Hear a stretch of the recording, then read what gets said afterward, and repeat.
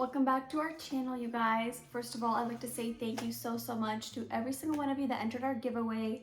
It was so fun to do a very first giveaway with you guys. Thank you so much for all your love and support. It was really fun picking the winner. But today I am filming part 2 of my Mom Talk Q&A. So we're just gonna get right into it. I have all the questions on here and yeah. All right, first one is, how do you install God or the Bible starting from a young age? One of the things I know I do all the time is I tell my kids, whenever I'm reading the Bible, whenever they see me reading the Bible, I tell them that this is Jesus's book, that you have to be gentle with it, especially if they're carrying it to me for whatever reason. I always tell them that they need to be gentle with it, like not to drop it. I want to show them that it's not just an ordinary book. Also, I try to do coloring pages with them that are from the Bible, pretty much like Bible cartoon characters, and then have like Bible verses on there. My kids don't fully understand what Bible verses are, obviously, but I feel like that is one thing that you can try to incorporate into your kids' routine. That way they can learn Bible verses. Even just doing activities with the kids for Christmas, for Easter, that helps them understand that part of the Bible more, or a specific Bible story, like Jesus' resurrection and then Jesus when he was born. There's so many activities you can do with the kids around Easter and Christmas time. Your go-to meals for kids when you're in a time crunch. Okay, honestly, I make the kids mac and cheese not all the time, but most of the time when I'm running late, when I know I need to be somewhere at a certain time, I always make them mac and cheese, like the boxed Annie's mac and cheese. Obviously not all the time, but if I have some at home, then I'll make it for them. Another thing that I really like to make is veggie soup, and it's done within 15 minutes. So I would just do veggies and then potato or pasta, or potato and rice in the soup, and it takes 15 minutes and it's done. Especially when you don't have meat on hand, or thawed meat. I feel like that is always something quick and easy that you can make. Also, my kids just when I make pasta quickly on the side, and then they like the canned chicken from Costco. So I drain it and then I fry the chicken on a pan a little bit, and then I add it into the pasta, mix it up, and they like to eat it with pickles, like cucumbers, tomatoes, and that's something that's always quick. Especially, like I said, if you don't have meat that is thawed or ready meat. Sometimes even the flatbread pizzas, just get flatbread and then put marinara sauce on them, and then if you have ham at home, or pepperoni, and then add cheese on top, and then just put it in the oven for 10 minutes and it's ready. What makes you feel appreciated as a mom? I feel first of all, getting flowers on Mother's Day. I feel any mom loves getting flowers on Mother's Day because it makes you feel special. But for me, it's also the little things, the little things kids do. Picking you flowers, drawing you a picture, asking you to go play with them, or do a certain activity with them. You know that your role is important as a mom, and it makes you feel so good inside. And I don't know, it's just little things for me. So the next two questions are very similar, so I'm just gonna answer them together. Do you force feed, and are your kids picky eaters? So my kids, I feel are getting better at not being as picky. Isla is definitely not as picky as Austin. Austin is. For example, we can actually make Isla try new food, but Austin, we can't make him try new food. And that kind of ties into force feeding. I don't force feed them unless I know they didn't eat enough. For example, if I've seen that they ate a good amount and they don't want to finish their food, then I don't make them finish their food. But if they took one bite of food, then I try to have them eat at least a little bit more. Or another time I feel is when, let's say your kids have been sick for a certain amount of time and they're finally feeling better, but for some reason they still refuse to eat. I feel I still try to make them eat at least a little bit, because I know that they haven't been eating a good amount, their normal amount the last few days. That is the only other time I would try to force them to eat a little more. But even on a regular basis, I feel if I've seen that they ate a good amount, I don't make them finish their food. So yeah, for the most part, I don't force feed. How does the way you were raised affect the way you raise your kids? This is such a hard one. When I was reading this one, I did not know how to answer it. I feel I don't remember much from when I was raised. I honestly only remember from like age 5 and up because I just don't remember anything younger than that.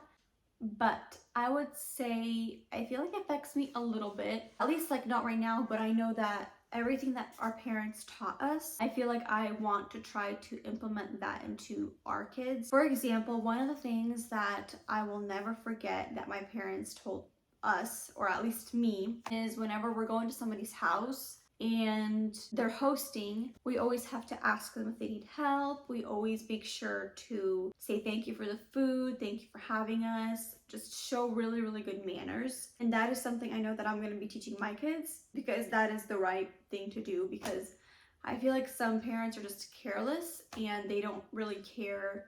I'm not judging other parents. I'm just saying some parents are careless on how their child behaves at someone else's house, and I don't want my child to be like that. Obviously, I want my child to be a good example. I don't want my child to be looked down upon just because they are not acting a certain way at somebody's house. Another thing that I want to mention, in part 1 of the Q&A, I talked about spanking. And I kind of wanted to clarify something. So when I said that we spank our kids, I did not mean we spank our kids 24/7 on a daily basis, all the time. That is not what I meant. We spank our kids whenever we think it is appropriate to spank them.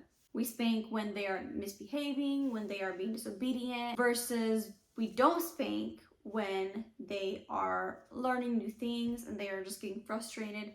For example, if a 2-year-old cannot put on her shoes or his shoes, we're not going to spank just because they're angry and frustrated, because it is normal for a 2-year-old not to be able to put on his or her shoes by themselves. So we obviously spank only when it is appropriate to spank. We don't spank all the time, but we believe in discipline, and that's what I just wanted to clarify. So we got spanked when we were kids also, but kind of like I just said, our parents didn't spank us all the time for the littlest things. They spanked us when we needed to be disciplined. And I don't spank our kids because my mom spanked us. I spank them because I believe that they need to be disciplined, and that is just how I want to raise our kids. But then also we do gentle parenting, so I mean, it balances it out. So I kind of wanted to just clarify that in case there was some confusion or whatnot. But so I feel like obviously some parts of the way I was raised, I do want to implement that into my kids. But then again, I don't really remember our parents ever teaching us anything that we didn't need to know in life, or they never talked down upon us. I feel like they always wanted us to succeed in life, and they always wanted the best for us, and that is what I want for our kids. But yeah, I mean, our parents didn't raise us any certain way. They raised us really, really well, and we got disciplined also. I just know that I want to raise my kids to be the best they can be also. And yeah, that is just a really hard question to answer. Okay, motivations to reset the living area / kitchen area every evening, no matter how tired you are. This is gonna sound silly, but I kid you not, this is what I do. The only thing that motivates me to clean up in the evening after I put the kids to bed is creating a picture in my head of when I walk downstairs the next morning and see a clean kitchen, a clean and wiped down dining table and area, a clean living area by the couch. Just that is honestly what works for me, because I know that if I wake up and the kitchen is a disaster and the dishes are not done, I am not gonna be in a happy mood. My morning will be all over the place.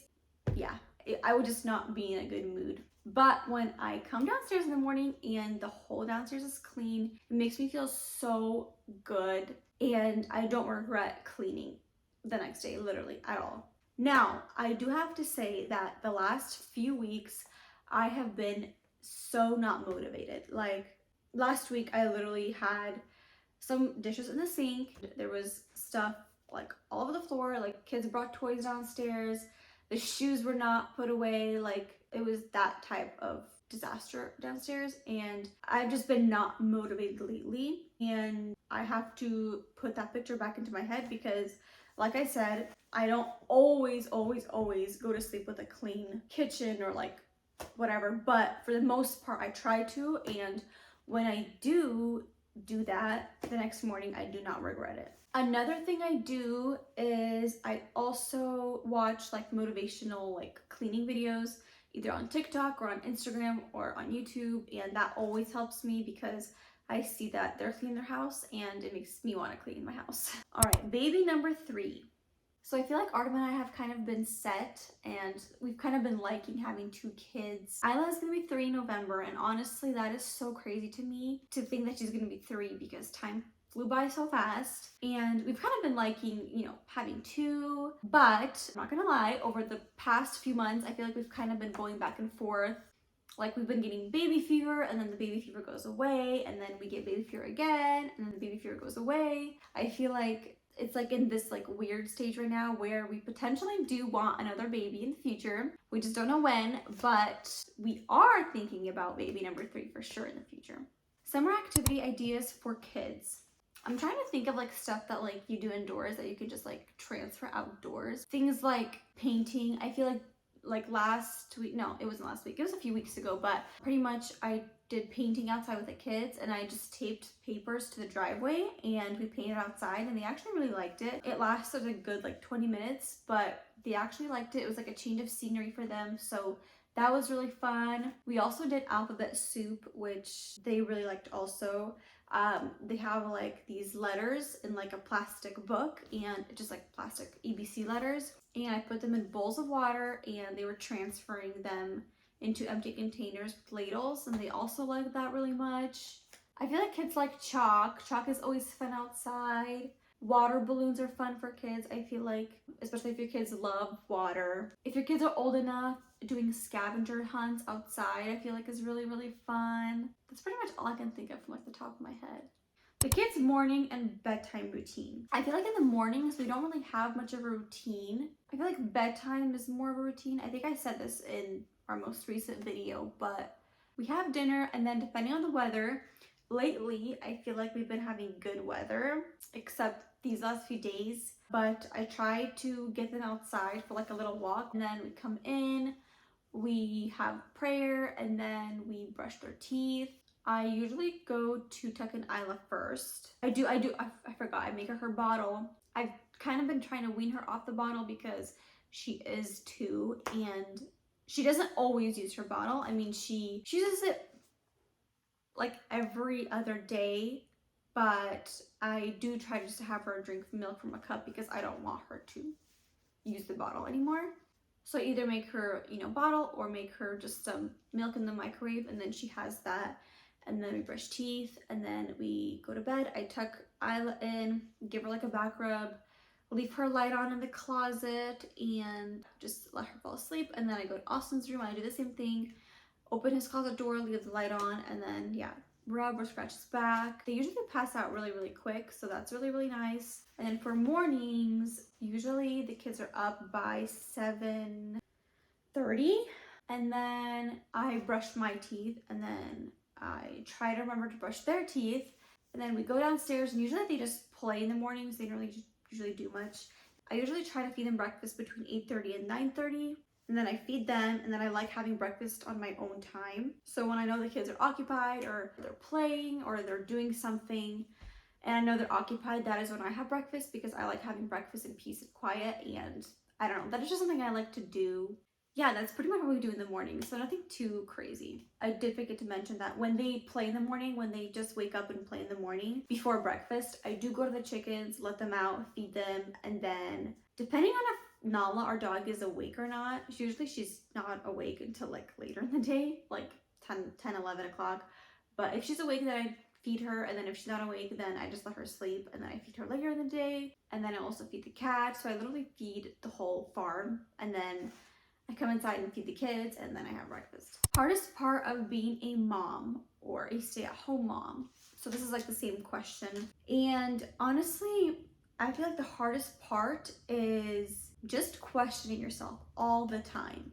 Questioning yourself if you're raising your kids right, if you're parenting them right, if you're spending enough time with them, if you're being a good example. Like, just honestly just questioning yourself about so many things. That is like the hardest part, I feel like, of being a mom, and trying to spend time with them, trying to find time during the day just to drop everything and spend time with them. I feel like that is always the hardest thing for me. I feel like sometimes we're so busy, you know, whether you're a stay-at-home mom or whether you're a working mom, just to drop everything and spend time with your kids, because you don't even realize how fast time is gonna fly by, and then they're gonna be 20 years old and out of the house, and you are gonna be like, wow, time flew by and I didn't have much time to spend with my kids. So I feel like that is like always the hardest part, trying to make sure you're spending as much time with your kids as possible, and that is really, really hard for me. So okay, last one. What would your ideal day look like, or future ideal day look like, if you don't have one already? My day varies. Obviously, it depends on if I have errands that day. It depends on if Artem is home that day.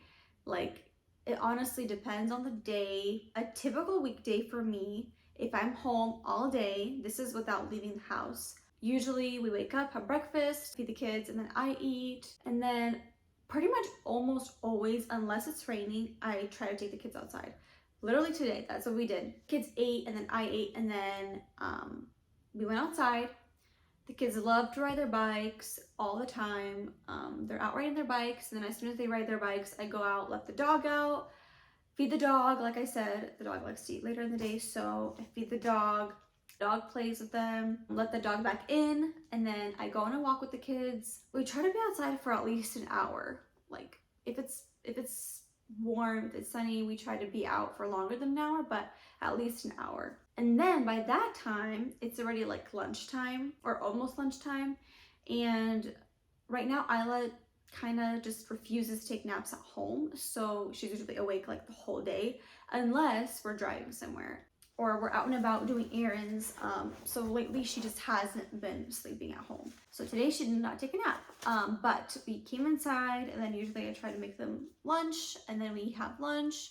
And then that is the time when they usually play, or I occupy them with something, and then I do things around the house. I try to do laundry. I do what I need to do during the day, and then I try to have them be occupied. And then lately I've been trying to do like one activity a day with them. It doesn't always happen, but lately I've been trying to do an activity with them every day. We have dinner, and then we go outside again, like I said, right before bedtime, go like on a little walk, and then we come in, and then the bedtime routine starts. I put them to bed, and then after bed, I try to either keep tidying up the house or prep something that I'm gonna be making for the next day. For example, if I'm gonna be making like a soup or something, or borscht the next day. Borscht, if you don't know, is like a Russian beet soup, and I like to prep it ahead of time.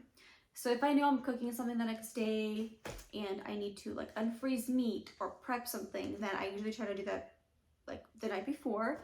So I either prep food for the next day, or I clean the house. I try to do a tidy right before bed, or I just relax, read the Bible, watch something, try to do a workout. It honestly just depends on the day, but that is pretty much it. And then I go to bed. So yeah, like I said, it just depends.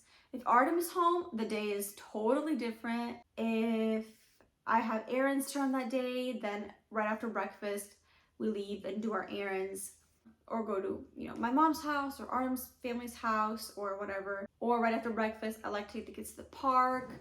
But this is what just a regular day at home looks like. This is without me leaving the house. But like I said, if I have errands to run, or if I'm going to the park with the kids, I always go after breakfast, because I hate going anywhere after lunchtime. I hate the afternoon time.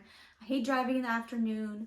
I literally hate it. So I always try to get out for errands right after breakfast, or if I'm going to the park with the kids or someone's house, I always go right after breakfast. Unless I need to go to the store that's down the street in the afternoon, I don't like to drive in the afternoon. Anyways, that sums up the Q&A. Thank you so much for watching. I hope you liked it. The next video of the Mom Talk series will be out, I don't know, I'm hoping in the next few weeks. But yeah, make sure to like this video and comment, subscribe, and share our channel with your family and friends. And we'll see you guys next time.